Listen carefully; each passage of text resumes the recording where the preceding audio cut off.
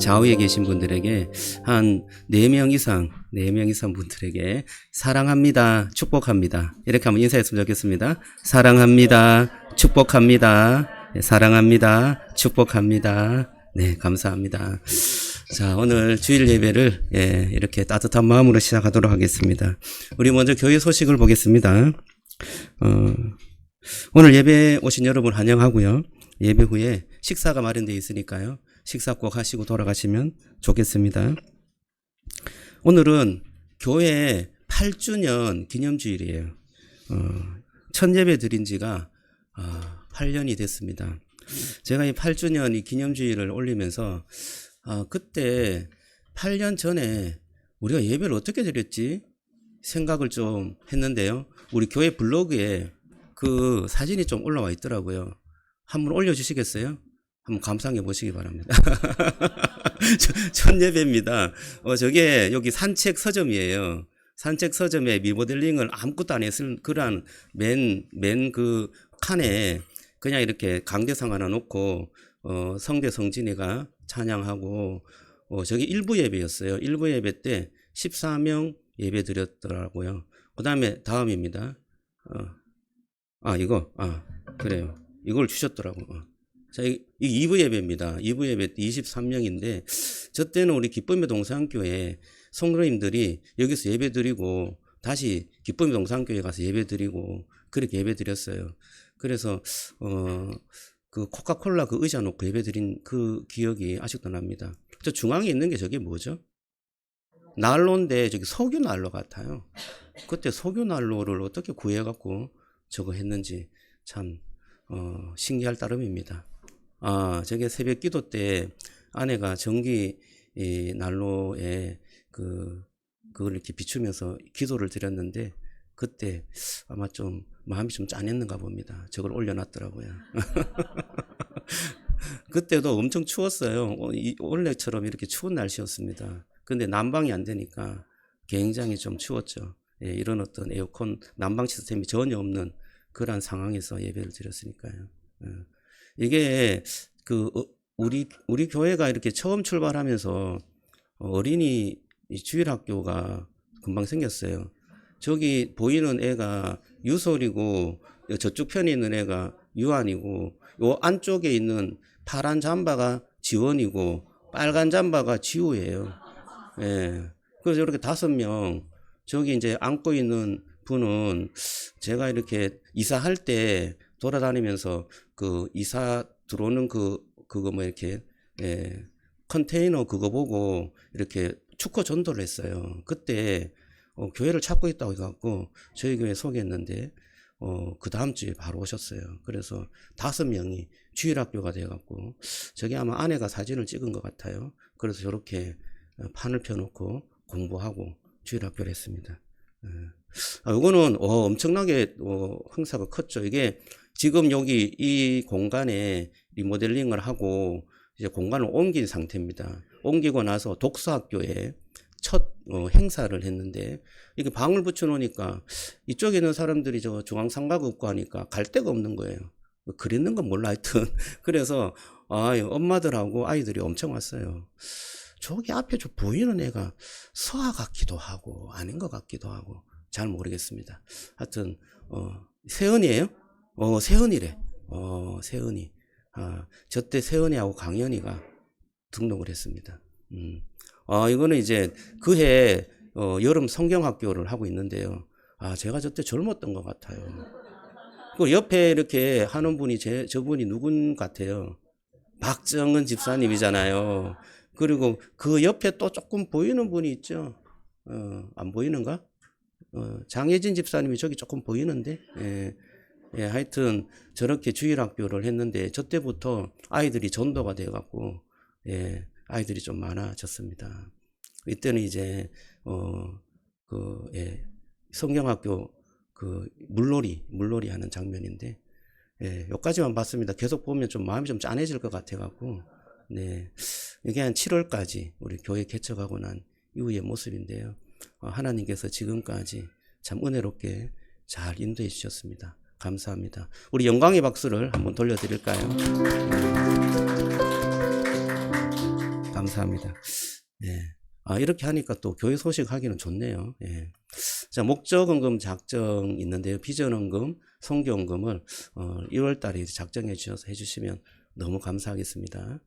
자, 중보기도방인데요. 중보기도 기도 지침을 주부에 넣었습니다. 참고하시고 중보기도자로 헌신하실 분은 신청해 주시면 감사하겠는데요. 이 중보기도를 시작하면서 이게 좀 질서가 안 잡히면 중보기도하는 게 조금 어려워요. 우리가 어떤 모임이 있어서 하는 게 아니고 모임은 없고 이제 온라인으로 기도 제목을 올리고 각 처해 있는 상황에서 기도를 하기 때문에 새벽 기도 오시는 분들은 새벽에도 기도하시면 되지만 여러분들이 또 중보 기도에 함께 해주셔서 기도하면 좋겠는데요. 여러분 그 가이드라인을 한번 보시면 좋겠어요. 우리 교회는 그렇게 많지 않기 때문에 할 수 있으면 다 중보 기도 회원이 되어 갖고 함께 기도했으면 좋겠습니다. 예, 단톡방 운영 원칙 한번 볼게요. 기도팀을 신청한 모든 팀원을 초대해서 단톡방을 개설합니다. 단톡방은 기도 나눔과 안내를 위한 공간입니다. 개인적인 대화는 공지와 무관한 내용은 지양합니다. 단톡방의 목적은 소통보다 함께 기도하고 있음을 확인하는 자리입니다. 기도 제목 공유예요. 매주 정해진 요일과 시간에 기도 제목을 단톡방에 올립니다. 기도 제목은 구체적이되 단순하게 작성합니다. 긴급한 기도 제목이 있을 경우 별도 공지합니다. 긴급 기도 제목 운영 기준. 긴급 기도 제목은 담당 사역자의 확인 후 공유합니다. 긴급이라는 표현은 정말 즉각적인 중보 기도가 필요한 경우에만 사용합니다. 긴급 기도 이후에는 가능하면 간단한 경과, 공유 및 감사 표현을 해주면 좋겠습니다. 기도 제목 작성 가이드인데요. 기도 제목 구체적이되 단순하게 작성합니다. 상황 설명보다는 기도 방향 중심으로 작성합니다. 개인 흐름이나 민감한 내용은 최소화합니다. 기도 제목 작성 시 꼭 담당 교육자를 거쳐서 그렇게 기도 제목을 올릴 수 있도록 하면 좋겠습니다. 기도 후 반응 댓글 안내인데요. 기도에 참여한 팀원들은 기도했습니다라는 짧은 댓글로 참여를 표현하도록 하면 좋겠고, 댓글은 보거나 체크가 아니라 서로 격려하는 신호입니다. 기도 빈도 기준은 온라인 기도는 주 6일 이상 하루 10분 기도를 권장합니다. 기도 양보다 지속성을 더 중요하게 여깁니다. 기도의 태도와 방향, 기도는 해야 할 일이 아니라 하나님 앞에서 서는 은혜의 자리임을 기억합시다. 정기 점검 및 격려, 기도팀장은 일정 기간마다 짧은 점검과 격려 메시지를 나눕니다. 점검의 목적은 계속 기도할 수 있도록 돌봄입니다. 격려 메시지는 명령력이 아닌 권면형으로 표현합니다. 함께 기도해 주세요. 기도에 동참해 주시면 감사하겠습니다. 이렇게 격려해 주시면 좋겠습니다. 응답 및 감사 나눔인데요. 기도 응답이 있을 경우 짧은 감사 나눔을 단톡방에 공유합니다. 응답 나눔은 기도팀을 격려하기 위한 것이며 자랑이나 비교를 위한 것이 아닙니다. 응답이 아직 없을 때에도 기다림 자체가 기도의 열매임을 함께 기억합시다. 팀장 역할 가이드인데요. 팀장은 기도의 리더가 아니라 안내자입니다. 모든 기도에 반응해야 한다는 부담을 갖지 않습니다. 이렇게 좀 정리했는데요. 여기에 절지선이 있는데 저기 이름 쓰시고 전화번호 쓰시고 매일 한 10분 정도 기도하겠습니다 라고 쓰시면서 절치 안 해도 됩니다. 요걸 그냥 그 헌금함에 넣어주시면 될 것 같습니다. 그렇게 기도에 헌신해 주시고, 팀장으로 제가 좀 헌신하겠습니다 하신 분은 자발적으로 저에게 말씀해 주시면 잘 섬기도록 하겠습니다. 물론 자발적이지 않을 수도 있는데요. 근데 모든 컨트롤은 제가 합니다. 우리 팀장님은 그 기도 제목을 좀 제가 주는 기도 제목을 잘 정리해서 올려주시기만 하면 될 것 같습니다. 그렇게 섬겨주시면 감사하겠습니다. 자, 중고기도방은 그렇게 하고요. 주일학교 기도 제목입니다. 어린이 청소년 기도 제목 본당에 의자에 붙이려고 해요. 자리에 앉을 때마다 기도해 주시면 좋겠습니다. 우리 청소년들은 얼굴 안 넣기로 했습니다. 그렇게 하시고 청소년들 위해서도 기도해 주시면 좋겠습니다. 상공부 개강인데요. 생명의 삶 2월 22일 주간부터 시작하는데요. 월요일 오후 7시, 오후 3시 중 선택을 해서 진행하려고 합니다. 생명의 삶 공부는 아주 기초적인 가정교회에서 추구하는 그러한 교리를 담아서 하는 성경 공부인데요. 구원의 교리를 아주 명확하게 그렇게 공고를 합니다. 여러분들이 꼭 함께 참여해서 하나님의 은혜가 무엇이고 구원이 어떻게 이루어지는지, 내 안에 구원의 확신이 있는지 그것들을 잘 확인하시고 공동체에 또 이 구원의 삶을 어떻게 살아가야 하는지 그것을 함께 나누는 시간이니까요. 참여해 주시면 감사하겠습니다. 1년에 2번 하려고 합니다. 전반기, 하반기 이렇게 2번 합니다. 교회 주소록인데요. 지난주에 교회 주소록 나갔는데 개인정보가 들어있어서 소중히 좀 여겨주시고 교회 공동체 안에서만 사용해 주시면 좋겠습니다. 나눔 행사인데요. 지난주에 우리 밥 먹고 어떤 집사님이 나눔 행사를 가지면 좋겠다라는 말씀을 하셔갖고 교회에서 한번 광고하고 시작하면 좋겠다고 말씀드렸습니다. 쓰지 않지만 쓸만한 물건이에요.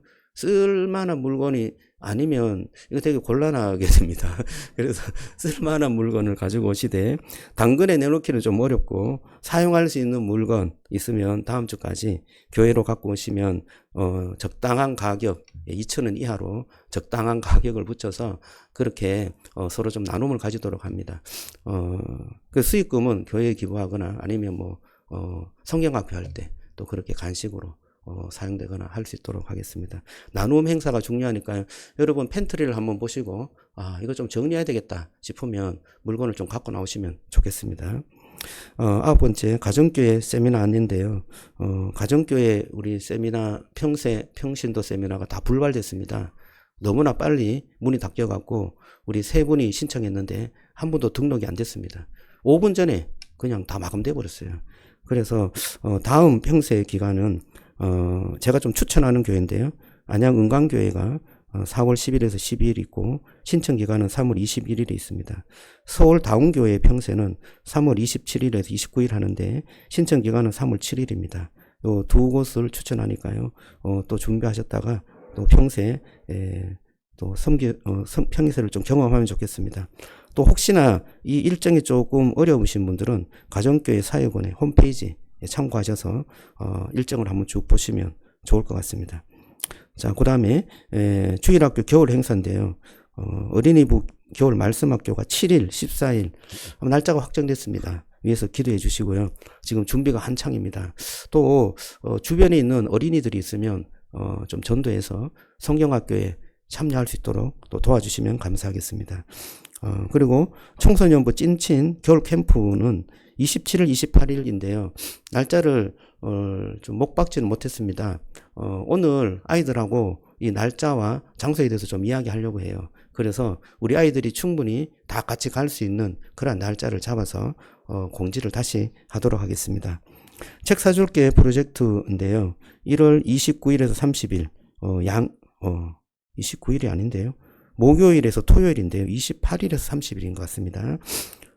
진행하는데 9시에 개장합니다. 그래서 방문하는 청소년들에게 한 해에 책 한 권인데 2회 제공하려고 합니다. 그리고 월 독서 모임을 좀 만들려고 하는데요. 거기에 참여하는 친구들은 책을 무료로 주는 걸로 그렇게 진행하려고 합니다. 우리 청소년들에게 많이 좀 홍보해 주세요. 우리 교회 자녀들 친구들이면 더 좋을 것 같아요. 그래서 책을 좀 잘 읽을 수 있도록 양서를 좀 읽을 수 있도록 그렇게 도와주면 좋겠습니다. 교역자 동정입니다. 교역자 가정 수련회를 26일 월요일 27일 화요일 1박 2일로 갑니다. 우리 가족이 1박 2일 수련하기보다는 좀 같이 가는 거는 여행이다 생각이 되는데요. 양평 어디에 예약을 해놨다고 합니다. 잘 다녀올 수 있도록 기도해 주시고 27일 화요일 새벽 예배는 쉬도록 하겠습니다. 그런데 또 기도하시는 분들이 오시잖아요. 기도하시는 분들이 오시면 함께 그냥 기도만 하시고 돌아가면 좋겠다 싶은데요. 제가 여기에 좀 컴퓨터를 좀 조작하는 방법을 알려드리고 음악도 좀 틀고 해서 기도하면 좋겠다 생각이 듭니다. 그렇게 섬겨주시면 감사하겠습니다. 교회 소식은 이상이고요. 우리 사도신경, 우리 사명선언문 같이 읽겠습니다. 자, 시작. 성산 기쁨의 동산교회는 영혼을 구원하고 그리스도를 닮아가며 가정교회를 통해 섬기는 공동체를 이루고 그리스도의 제자를 만들어내며 하나님 나라에 소망하는 예배 공동체입니다. 아멘. 자, 사도신경 고백하겠습니다. 나는 전능하신 아버지 하나님 천지의 창조주를 믿습니다. 나는 그의 유일하신 아들 우리 주 예수 그리스도를 믿습니다. 그는 성령으로 잉태하여 동정 마리아에게서 나시고 본디오 빌라도에게 고난을 받아 십자가에 못 박혀 죽으시고 장사된 지 사흘 만에 죽은 자 가운데서 다시 살아나셨으며 하늘에 오르시어 전능하신 아버지 하나님 우편에 앉아 계시다가 거기로부터 살아있는 자와 죽은 자를 심판하러 오십니다. 나는 성령을 믿으며 거룩한 공교회와 성도의 교제와 죄를 용서받는 것과 몸의 부활과 영생을 믿습니다. 아멘. 자, 이 시간에 우리 찬양팀과 함께 찬양하도록 하겠습니다.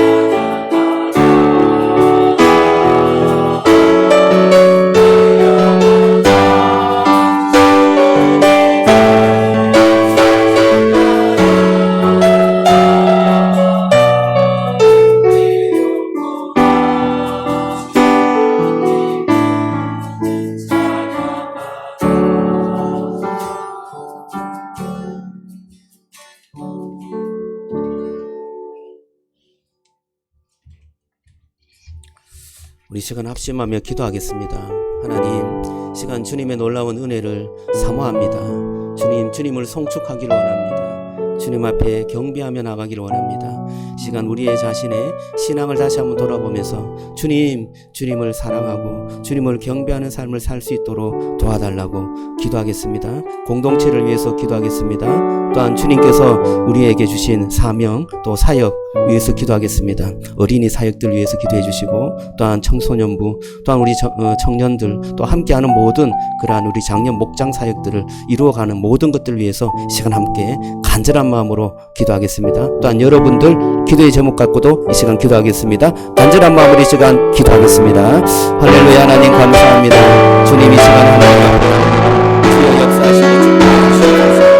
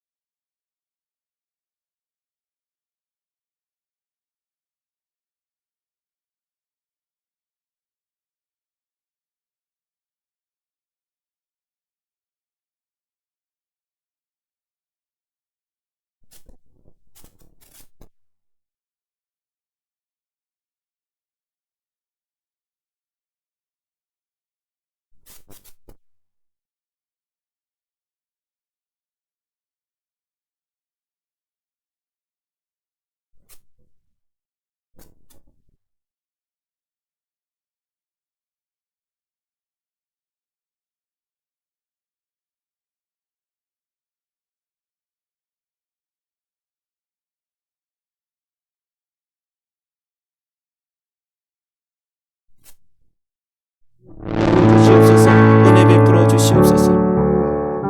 하나님 감사합니다. 주께서 은혜를 주셔서 하나님 개척 때부터 지금까지 하나님의 놀라운 은혜로 인도해 주신 것 너무나 감사합니다.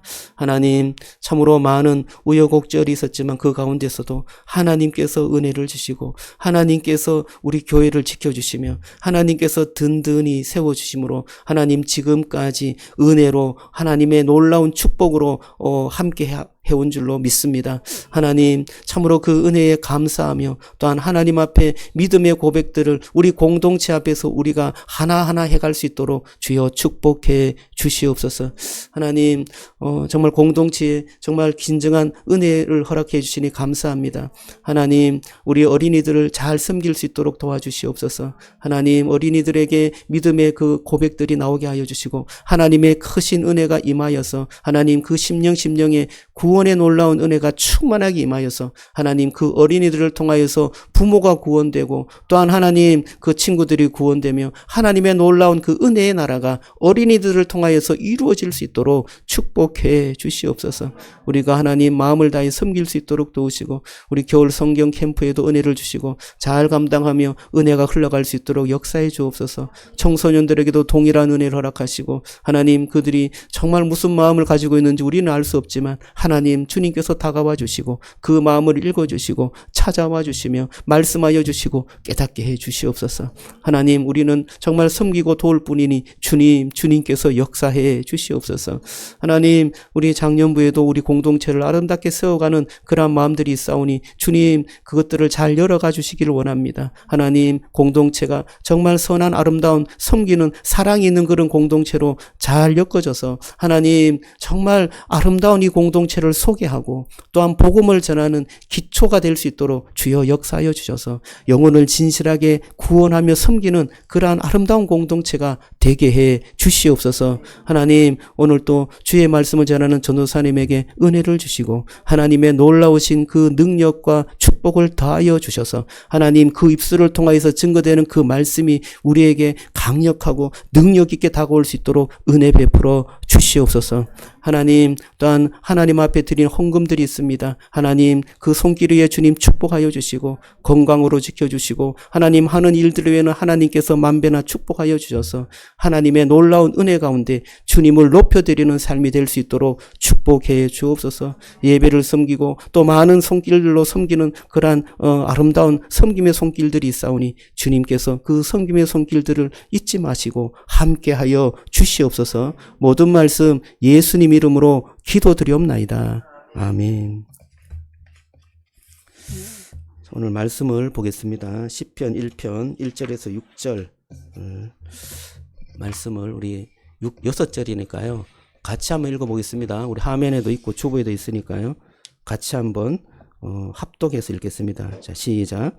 복 있는 사람은 악인들의 꾀를 따르지 아니하며 죄인들의 길에 서지 아니하며 오만한 자들의 자리에 앉지 아니하고 오직 여호와의 율법을 즐거워하며 그 율법을 주야로 묵상하는도다.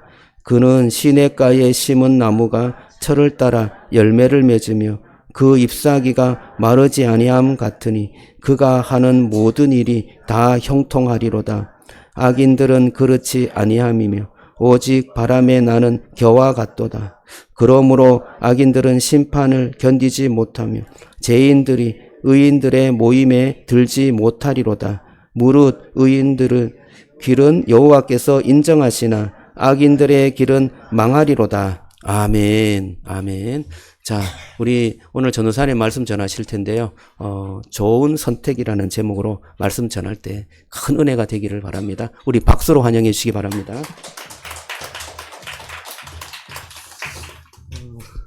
여러분들 반갑습니다. 오늘은 거지 나사로와 부자 얘기가 아닙니다. 시편 1편 말씀입니다. 여러분 이 시편 1편 말씀은 너무도 유명해서 여러분들 뭐 암송도 하시고 많은 설교 말씀을 들으실 것 같습니다. 그래서 제가 조금 살짝 긴장이 되기도 합니다.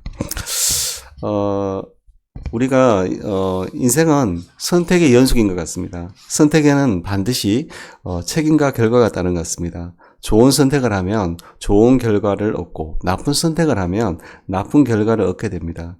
선택이 쉬울 때도 있지만 저같이 결정장애가 있는 사람들은 선택이 때로는 쉽지 않습니다.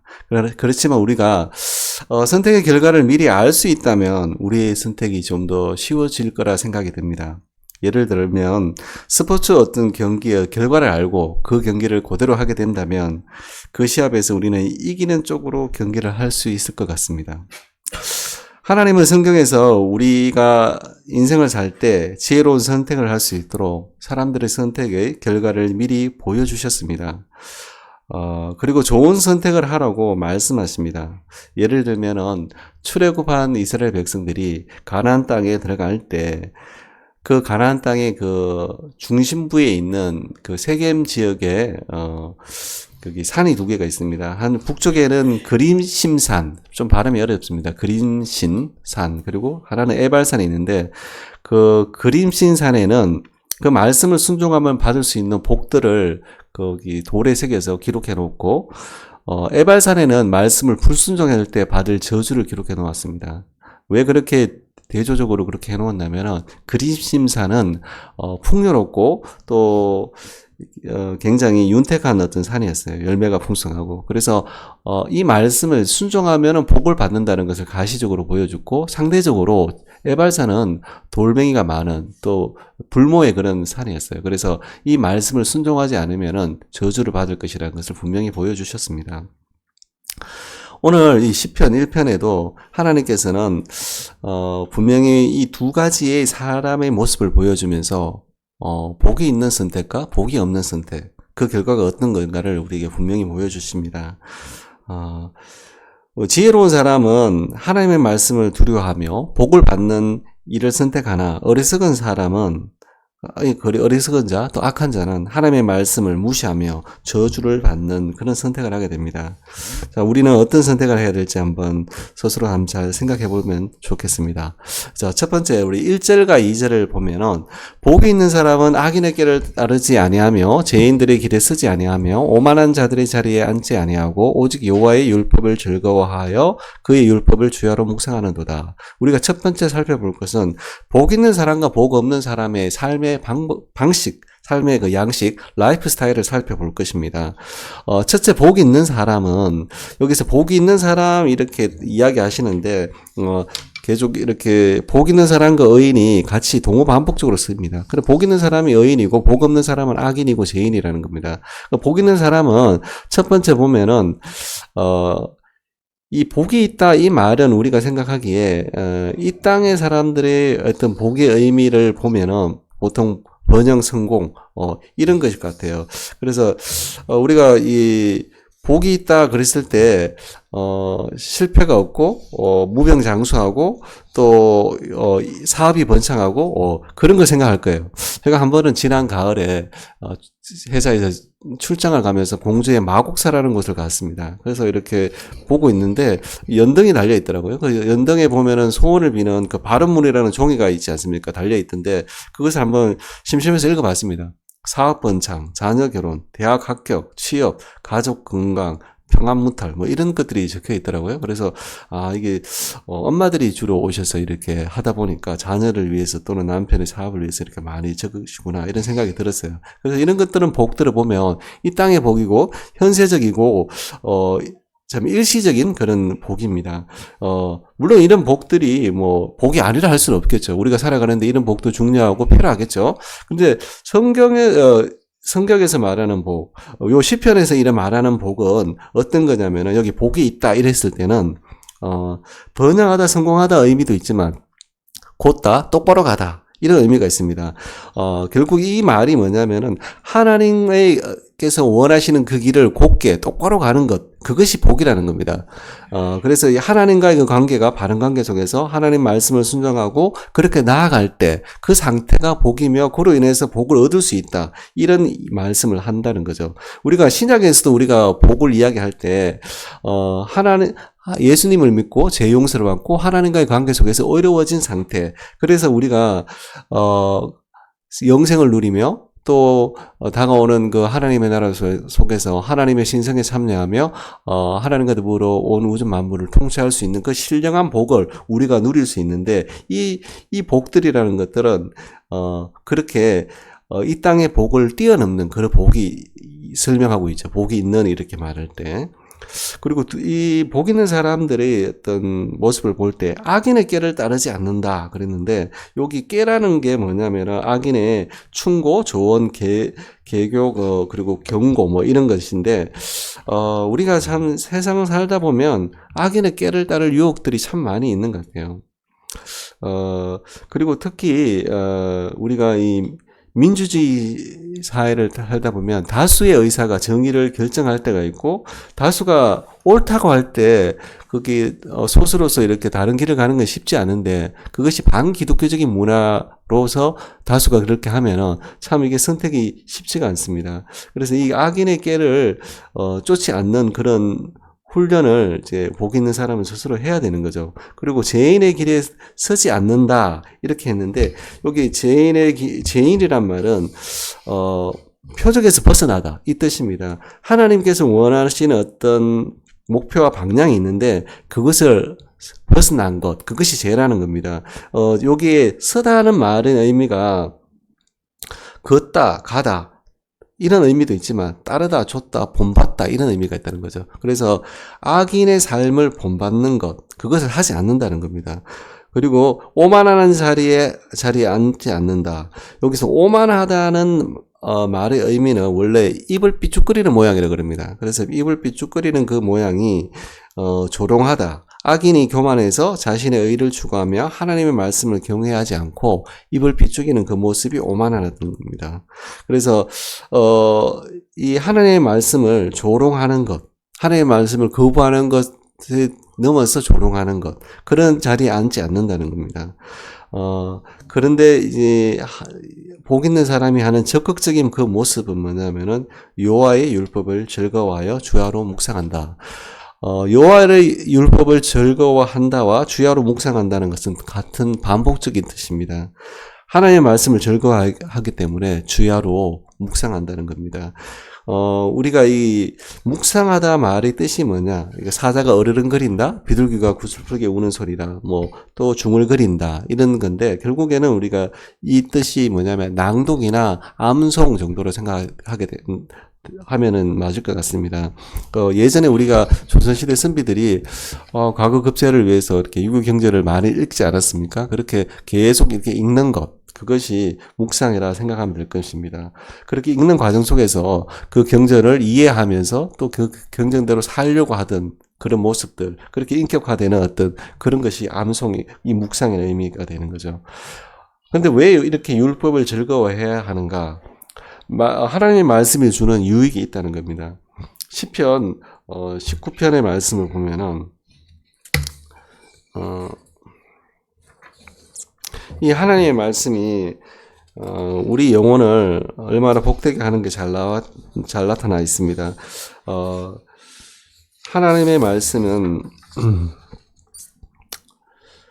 완전하고 영혼을 소성시킨다 이렇게 합니다. 소성시키다 이런 말이 우리의 영혼을 다시 신선하게 한다, 리프레시한다 이런 뜻입니다. 그리고 우둔한 자를 지혜롭게 하며 정직하여 마음을 기쁘게 하고, 우리 영혼이 이렇게 슬플 때가 많은데 이 하나님의 말씀이 우리 마음을 기쁘게 하고 또 순결하게 하고 또 눈을 밝히고 정결하게 하여 영혼에 이르고 진실하여 의롭다고 합니다. 그래서 금 곧 많은 순금보다 더 사모할 것이고 꿀과 꿀송이보다 더 달다고 합니다.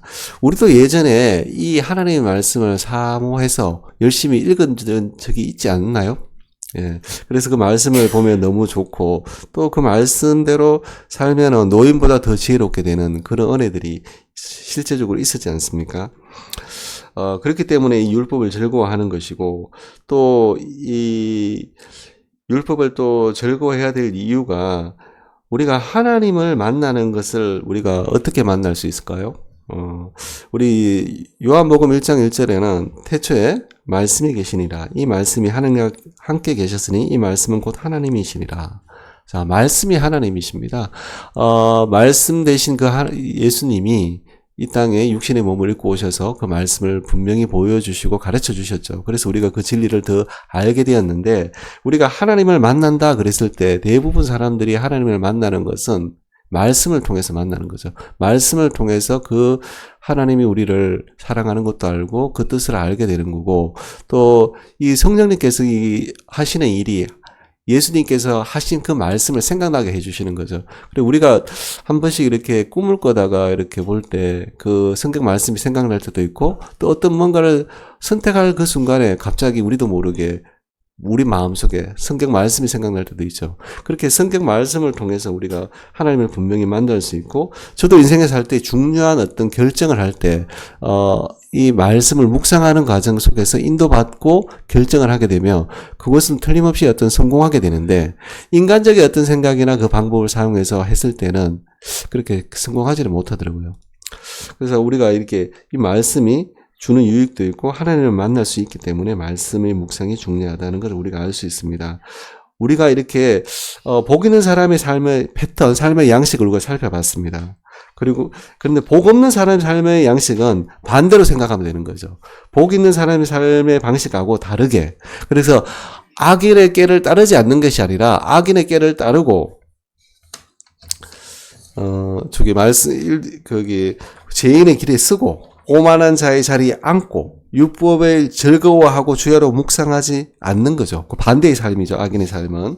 자, 악인의 삶이 이 악인의 꾀를 따르고 죄인의 길에 서고 오만한 자의 자리에 앉는 것. 우리가 한번 보면 악인의 꾀, 이 꾀를 이제 따를 때 우리가 이게 나쁜 친구를 만나게 되면 나쁜 일을 하게 됩니다. 그래서 비행 청소년의 70%, 80%는 그 친구의 권유로 이렇게 범죄를 저지른다 그럽니다. 그래서 그때 그 친구 만나지 않았으면 그렇게 악인의 꾀를 이렇게 쉽게 따르죠. 그리고 이 사람들이 출소했을 때 재범률을 보면 옆에 나쁜 친구가 없으면, 나쁜 친구가 어울리면 재범률이 3, 4배나 더 생긴다 그럽니다. 그래서 나쁜 친구의 그 꾀를 따르는 건 좋지 않은데 악인은 그 꾀를 따른다는 거죠. 그리고 나서 이제 죄인의 길에 서는 거, 죄인을 아까 우리가 본받고 닮아가고 흉내낸다 그랬죠. 그렇게 하고 그리고 나서 오만하는 자의 자리에 앉는 인격까지 그렇게 바뀐다는 거죠. 그렇게 우리가 여기서 중요하게 살펴봐야 될 것이 죄가 점진적으로 확대되는 모습을 보이게 된다는 거죠. 죄는 전염성이 있는데 죄가 실질적이고 악한 영향력을 미치게 되는데 이 처음에는 생각에 침투가 들어오는 겁니다. 나쁜 그 충고, 그 생각을 받아들이고 그리고 그 생각을 본받는 것, 행동이 어떻게 습관화되고 나중에는 오만한 자리에 앉는 것, 이제 인격도 이렇게 그리고 죄인의 모습으로 고차가 되는 것, 점점 이더 심화되는 그 모습을 볼 수 있습니다. 그래서 예수님께서 바리새인과 사두개인의 누룩을 조심해라. 그리고 또 적은 누룩이 온 덩이에 퍼진다. 이렇게 주의하라고 이야기하셨고 또 이 세대를 본받지 말라 이야기하시는 거죠. 그리고 이 죄인의 삶의 방식에서 또 하나 눈여겨볼 것은 하나님의 말씀을 경외하지도 않고 읽지도 않습니다. 죄인은 자기가 주인입니다. 그래서 우리가 선악과를 먹은 이후에 선과 악을 판단하는 그 기준을 누구에게 있냐? 자기에게 준다는 거죠. 여러분, 어떤 선악 그러면은 굉장히 거창한 어떤 윤리적으로 생각되는데, 선악을 다시 우리 한국말로 바꾸면 좋고 나쁨입니다. 우리는 좋고 나쁜 것을 매 순간 어떤 선택하게 되는데, 그 선택의 그 좋고 나쁨의 기준을 우리 스스로 갖고 있고 싶어 한다는 거죠. 하나님의 기준에서 좋고 나쁨을 우리가 보고 판단해야 되는데, 우리 스스로 좋고 나쁨을 결정해서 살아가는데, 악인은 그 좋고 나쁨을 스스로 결정하면서 하나님의 어떤 교훈과 가르침과 무관하게 그렇게 살아간다는 겁니다. 악인은 시편 4절에 보면 모든 생각에 하나님의 자리가 없다 이렇게 말씀합니다. 악인은 그 마음에 하나님을 두지 않고 하나님을 의지하지 않습니다. 그래서 그 무지한 가운데 그대로 있고 또 이 어둠은 빛을 싫어하듯이 악인들은 하나님을 싫어합니다. 악인들의 생각에는 하나님의 그 자리가 없습니다. 그러한 삶을 살고 있는 그 악인의 삶의 모습이었습니다. 그리고 이제 우리가 3절에서 4절에서 볼 때, 복 있는 사람의 삶의 열매와 복 없는 사람의 삶의 열매를 한번 살펴보겠습니다. 3절에 보면, 그는 시냇가, 그가 복 있는 사람이죠. 시냇가에 심은 나무가 철을 따라 열매를 맺으며, 아까 우리가 불렀던 찬양 그대로죠. 그 잎사귀가 마르지 아니한 같으니 그가 하는 일이 모든 일이 다 형통하리로다. 악인들은 그렇지 아니하며 오직 바람에 나는 겨와 같도다. 우리가 이 형통이라는 말을 의미를 살펴보면 거칠 것이 없어 앞으로 돌진하는 모양을 나타낸다고 그럽니다. 우리가 이 형통한다 이렇게 여기 철을 따라 열매를 맺고 입을 마르지 아니한다 이런 것은 지속적으로 반복된다는 어떤 히브리어 말로 사용됩니다. 한 번 되는 게 아니라 계속 지속적으로 반복된다는 거죠. 요 형통을 우리가 살펴볼 때 요셉의 형통을 기억하면 좋을 것 같아요. 하나님이 함께 하심으로써 요셉이 하는 일마다 형통한 것을 이방인 보디발도 다 봤다는 거죠. 창세기 39장 3절에 보면 그의 주인이 여호와께서 그와 함께 하심을 보며 또 여호와께서 그의 범사에 형통하게 하심을 보았더라. 하나님이 의인에게 형통을 주고 그 형통은 세상 사람들조차 분명히 알 수 있게 한다는 겁니다. 근데 우리가 여기서 또 한번 봐야 될 게 뭐냐면은 의인이 그렇지만 형통만 계속 형통만 하는 게 아니라 고난도 있다는 거죠. 그래서 우리가 예수님을 믿었는데 형통하기를 원했는데 형통은 고사하고 고난도 많을 때가 많죠. 그럴 때 우리가 좀 실망하기도 하고 왜 그럴까? 이게 성경 말씀이 맞나? 이렇게 의구심이 들 때도 있습니다. 하나님은 우리 믿는 사람 또 의인에게 잠시 고난을 허용합니다. 그리고 그 고난이 고난으로 끝나는 것이 아니라 하나님의 뜻 안에서 그 고난이 하나님이 이루시는 그런 온전한 의로움과 그 복되심으로 바꾸어 나가십니다. 우리가 생각하기에 아까 세상의 기준의 복과 하나님이 원하시는 그 복의 기준이 다른 것처럼 세상 사람들이 원하는 형통이 있고 하나님이 보기에 형통이 있다는 거죠. 그래서 실패한 듯하게 보이지만 성공한 것이 있고 성공한 것 같이 보이지만 실패한 것이 있다는 겁니다. 하나님의 형통이라는 것은 세상 사람들이 원하는 그런 생각하는 그 형통을 뛰어넘는 형통입니다. 그래서 우리가 예수님만 믿으면 만사 형통이고 고난은 1도 없는 삶이다. 그건 아닙니다. 또 기도하는 대로 소원 성취되고 꽃길만 걷는 것도 아닙니다. 하나님은 어떤 이 고난 가운데 있더라도 의인이 이제 시편 34편에 보면 의인은 고난이 많으나 여호와께서 그 고난 가운데서 모든 고난에서 건지시는도다. 이 말씀하십니다. 의인의 삶에도 분명 고난과 눈물이 있고 실패와 자질이 있습니다. 그러나 그 고난에서 건지시겠다 약속하시고 세상이 보기에 의인의 삶이 실패하고 망한 삶 같아 보이더라도 하나님이 분명히 구해내고 또 세상 관점에는 이렇게 실패한 것 같지만 하나님이 보시기에는 그 기준이 하나님의 기준이라는 거죠. 실패가 아니고 열매가 있고 시들지 않고 형통하다는 겁니다. 하나님의 때가 되었을 때 하나님의 방법으로 세상 사람들이 알 수 있게 의인의 삶을 높이고 형통하게 바꾸신다는 겁니다. 우리는 어떤 짧은 순간 속에서 이렇게 비교해 볼 때 우리가 형통하지 않고 실패한 것 같이 보이지만 하나님의 그 시간의 안에 우리는 언젠가는 그렇게 형통을 이루게 된다는 겁니다. 우리가 또 한번 우리가 이 의인이 맺는 그 열매의 모습을 우리가 봐야 될 게 뭐냐면은 우리가 예수님 안에 있으면 우리가 열매를 맺게 되는데 이 의인이 맺는 이 열매는 신약에서 보였을 때 내 안에 거하라 하신 예수님의 그 말씀과 다르지 않다는 겁니다. 예수님을 사랑하는 자는 예수님의 계명을 지킨다 그랬는데 결국 예수님의 그 포도나무 대신 그 예수님 안에 가지로서 머무는 그 방법이 예수님의 말씀을 지키고 순종한다는 겁니다. 그래서 예수님의 말씀을 지키고 순종할 때 그때 여기 시편 1편에 나오는 그 복 있는 사람의 열매 맺는 그 모습과 동일하게 되는 겁니다.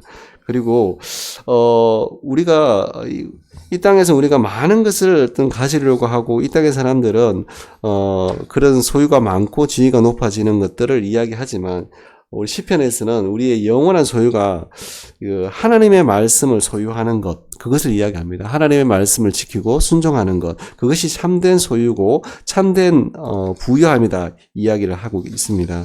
그래서 우리가 의인으로서 복 있는 사람으로서 열매를 맺는 것, 그 결국이 하나님의 말씀을 순종하고 그 말씀대로 살아가는 것, 그것이 우리의 진정한 소유의 가치가 되고 우리가 영원히 사라지지 않는 그 부가 된다. 우리가 그걸 알 수가 있습니다. 그에 비해서 악인의 열매를 한번 살펴보면 악인들은 그렇지 아니하며 오직 바람에 나는 겨와 같도다. 악인의 어떤 열매는 바람에 나는 겨와 같다고 이야기합니다. 참 우리가 겨를 보신 분도 있을 것입니다. 아무 열매도 없는 쭉정이고 바람이 불면은 날아가 버리고 불에 태워져 버리는 그런 무가치하고 쓸모없는 것. 그것이 바로 악인이 이 땅에서 맺는 열매의 결과라는 겁니다. 악인이 아무리 많은 성취를 하고 많은 성공을 하고 많은 소유를 갖고 많은 높은 지위를 갖고 많은 지식을 갖는다 할지라도 하나님 보시기에 그것은 개와 같고 그것은 허망하며 무의미하며 열매가 없는 형통하지 않다는 그런 삶이라는 겁니다.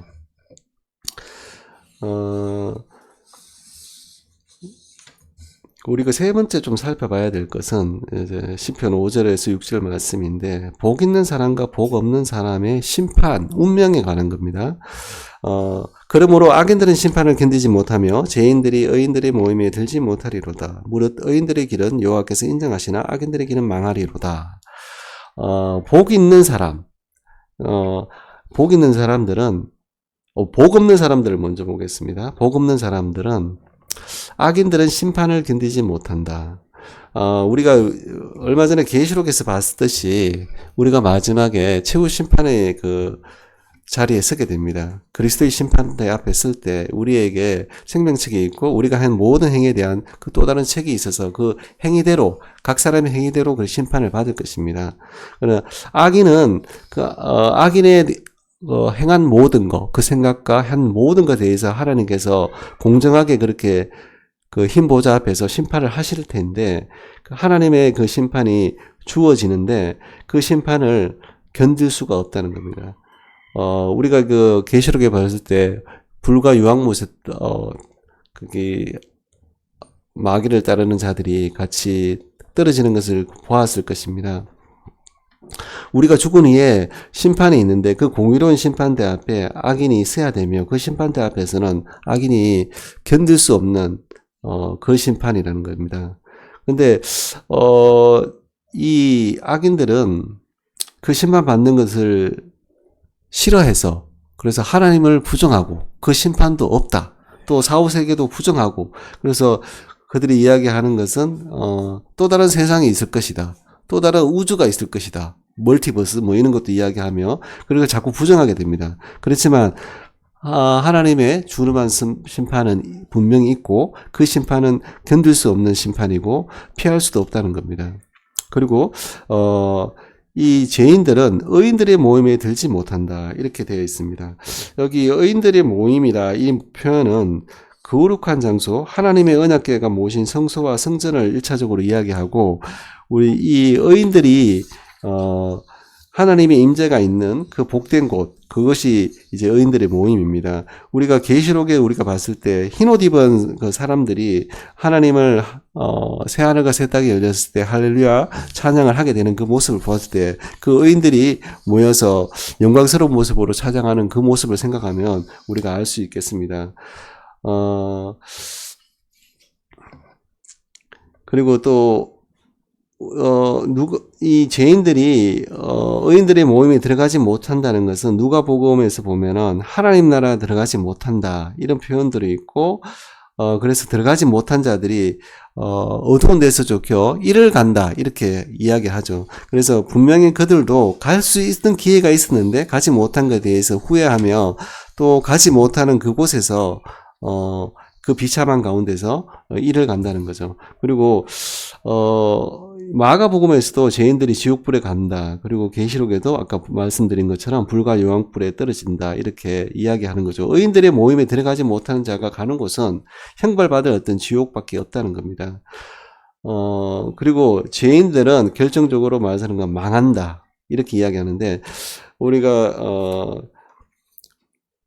여기에 하나님을 인정을 받지 못하는 죄인들은 결국 아무리 그들이 성공할 것 같이 보여더라도 그들은 망한다는 겁니다.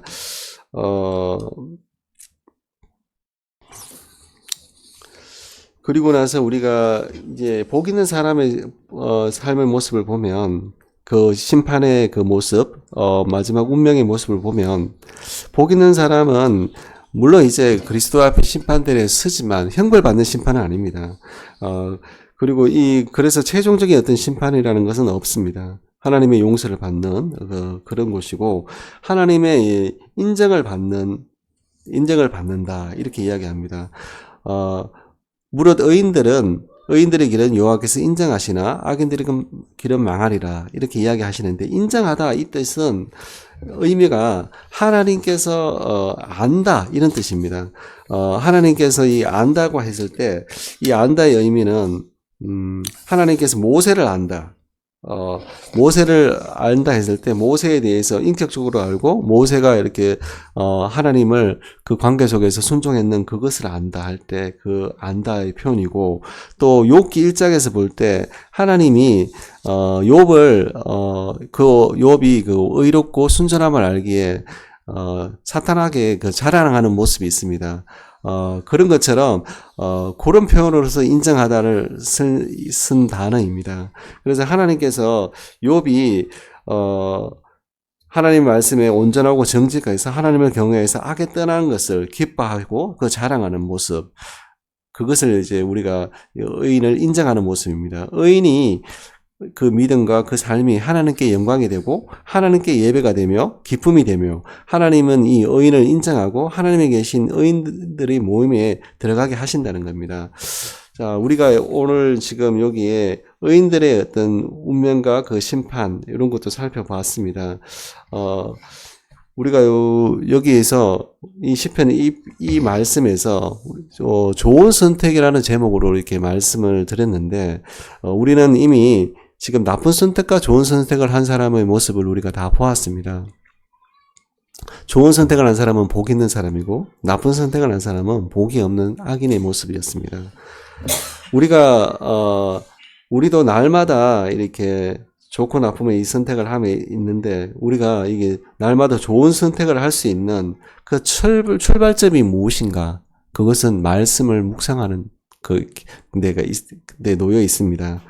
우리가 이렇게 스스로 생각해 보면, 하나님의 말씀을 읽지 않고 듣지 않으면 우리 안에 선한 것이 없음을 보게 됩니다. 우리 안에 죄의 본성이 가득하고 우리에게 탐욕이 일어나고, 또 이 땅의 문화와 방식, 바벨론의 그 방식을 따르게 되는 게 되는데, 우리에게 하나님의 말씀을 매일 채우지 않는다면 우리 안에 정말 이렇게 선한 것들이 너무나 없다는 것을 우리가 매 순간마다 느끼며, 우리 스스로의 어떤 지혜가 아니라 하나님의 지혜가 필요하고, 또 하나님의 인도가 필요하고, 하나님의 그 생명이 필요하고, 하나님을 어떤 닮아가는 그 은혜가 필요하기 위해서 우리가 끊임없이 말씀을 읽고 말씀을 묵상하는 것, 그것이 우리가 2026년을 살아가는 이 새해의 첫 달에 우리가 시작해야 될 일이 아닌가.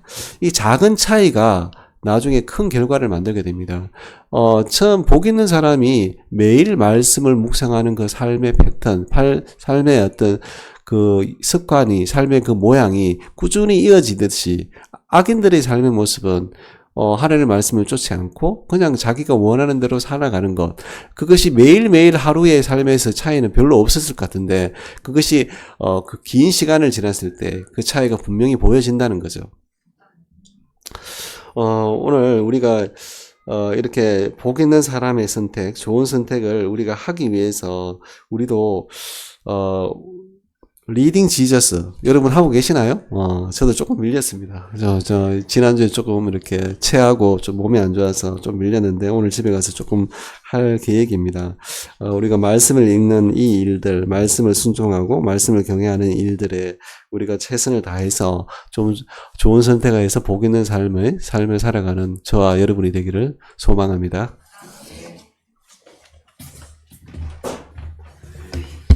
한번 기도하죠. 우리가 좋은 선택을 할 수 있도록 하나님 은혜 달라고, 말씀을 묵상할 수 있도록 주님 저희들의 삶을 인도해 달라고 한번 간절한 마음으로 한번 기도하고요, 마무리하도록 하겠습니다. 기도합니다. 하나님 감사합니다. 오늘 말씀을 듣고 하나님 정말 좋은 선택을 할 수 있도록 도와주시길 바랍니다. 하나님 악인이 있고 또 하나님 정말 의인이 있습니다. 주님, 그 악인과 의인은 하나님 정말 주님을 선택하고 말씀을 선택하는 그 선택하는 사람이 복이 있다고 말씀해 주셨습니다. 하나님, 우리가 그 말씀을 선택할 수 있도록 은혜를 더하여 주시옵소서. 하나님을 선택할 수 있도록 주님 역사해 주시옵소서. 우리의 심령에 하나님을 잘 바라볼 수 있도록 주님 은혜를 베풀어 주시길 원합니다. 하나님, 우리가 가는 그 길을 성령께서 인도하여 주시고, 하나님 우리가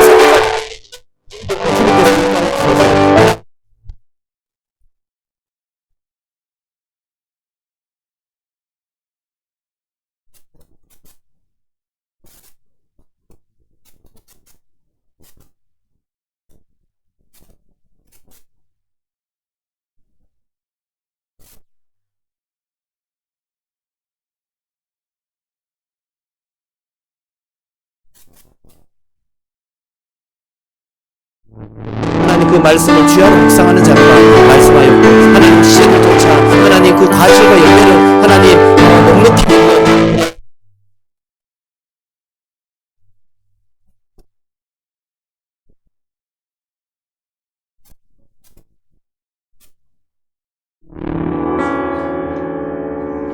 하나님 감사합니다. 오늘도 주님의 놀라운 은혜 가운데 주의 말씀을 들었습니다. 하나님 우리가 좋은 선택을 하는 정말 의인으로서의 삶을 살 수 있도록 주여 역사해 주옵소서. 말씀을 묵상하고 말씀을 주야로 하나님 그것을 묵상하며 그 말씀이 즐거워서 주님 앞에 나아가는 그러한 은혜의 삶을 살 수 있도록 주님 축복해 주시옵소서. 하나님 여러 가지 우리에게 의문이 생기고 의심이 생기고 또 하나님 나쁜 일이 생기고 하나님 그것으로 인하여서 참으로 주님을 선택하는 일이 하나님 혼란스럽고 힘이 들 때 하나님 주님께서 우리에게 찾아와 주시고 하나님 깨닫게 하시고 다시금 용기를 주셔서 주님 앞에 나아갈 수 있는 그러한 축복을 허락해 주시옵소서. 하나님 오늘 이 말씀이 우리에게 다시금 힘을 주고 말씀 앞에 서게 하는 귀한 말씀으로 우리에게 작용할 수 있도록 주님 함께해 주시옵소서. 모든 말씀 예수님 이름으로 기도드리옵나이다. 아멘. 그리고 199장 우리 찬송하겠습니다. 생일 케이크를 하려고요. 이거 찬송하고 하도록 하죠. 나의 사랑하는 주. 좋습니다. 박수 치면서 하겠습니다. 네, 사랑.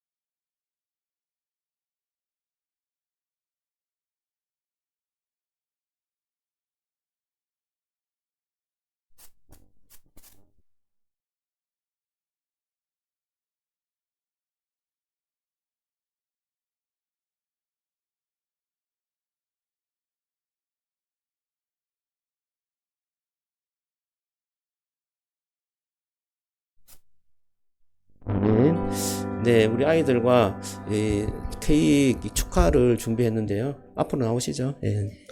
저는 예배 다 마치고 하려고 했는데, 네. 어디로요? 자, 여기.